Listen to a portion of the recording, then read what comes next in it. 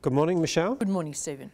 Calm descended on Canberra last night as Parliament rose until the winter session begins on the 12th of May. It gives everyone a chance to reflect, and that's what former Prime Minister John Howard was doing yesterday at a University of Canberra conference for future leaders. You chaired the session, and I was in the audience, as John Howard gave a kind of crash course on political leadership, almost a checklist.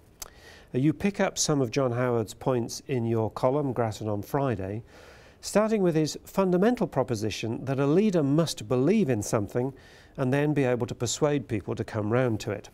Are these two maxims that Tony Abbott could learn from? Well, I think if he'd followed those guidelines from the start, showing that he believed in something and being more persuasive and doing what he'd indicated he would do, then he would be in a much better position today.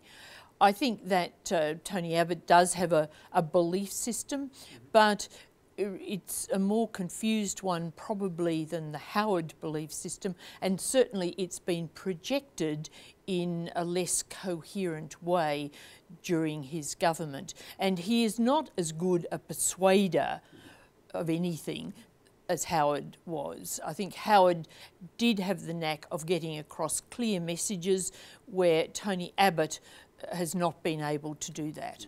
John Howard also stressed what he called the relationship between the leader and the immediately led, calling it super important. He said, "You cannot as a Prime Minister take your cabinet ministers or your parliamentary party for granted. A Prime Minister in our system is merely a first among equals." So could we look first at cabinet relations? You note in your column some tension between Abbott or Abbott's office and Julie Bishop, but that seems less fraught to me than the tension between Howard and Peter Costello for many years. So do you think John Howard might have been glossing over that aspect of his leadership? Perhaps he's remembering it rather benignly, but of course we are looking at the whole Howard period, which was, what, nearly 12 years, as against a very short period under this government. Now, in terms of the Bishop-Abbott tension, quite a lot of this has actually arisen out of the actions of Tony Abbott's office, and I think that John Howard's office did not act like that. It did not try to dominate, have that degree of control that we've seen from the Abbott office that has been so provocative, not just for many ministers, but also to the backbench who have really revolted against it. So the Howard office was much better than the Abbott office. Now, there'll always be tensions, whatever John Howard might say, between a leader and his or her cabinet over various things, and particularly between a leader and a treasurer, as we saw with Howard and Costello. The leader wants usually to spend more and the treasurer wants to save more, put it that basically.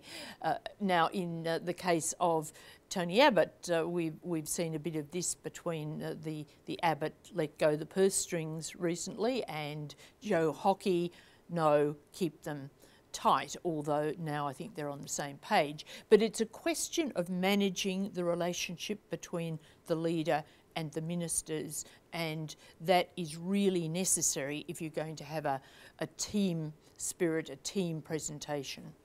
Well, the backbench are also included in the immediately led, to use John Howard's phrase. It's pretty obvious from the spill motion that a few weeks ago at least Tony Abbott didn't have particularly strong support from the backbench, especially for a Prime Minister who hadn't at that point even been in office for 18 months. Is he now following the John Howard prescription of staying close to them and even consulting them? I think he's certainly trying to, and there's been a lot more consultation in recent weeks, meetings with the chairs of the backbench committee, getting feedback, giving them drinks, all this process that one, as a Prime Minister, goes through with the backbench. He's taken messages from them, and we've seen, of course, some policies thrown overboard. And I think that the backbench leave Canberra much happier than they were a few weeks ago. I think, though, they are still reserving judgment in the longer term about whether Tony Abbott is the best person to basically save their seats, but they are in a better mood than they were.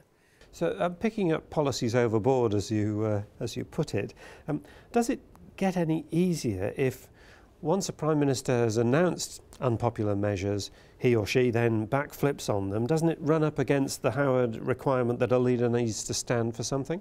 It can, and so backflips must be managed very elegantly, as it were, or at least fairly neatly, shall we say.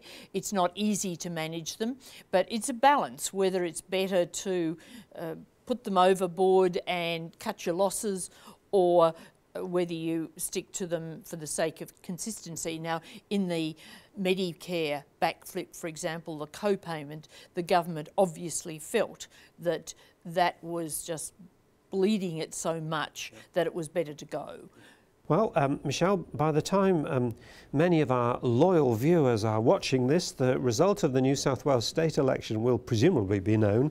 But next Friday is Easter, so we won't be recording an interview for a while.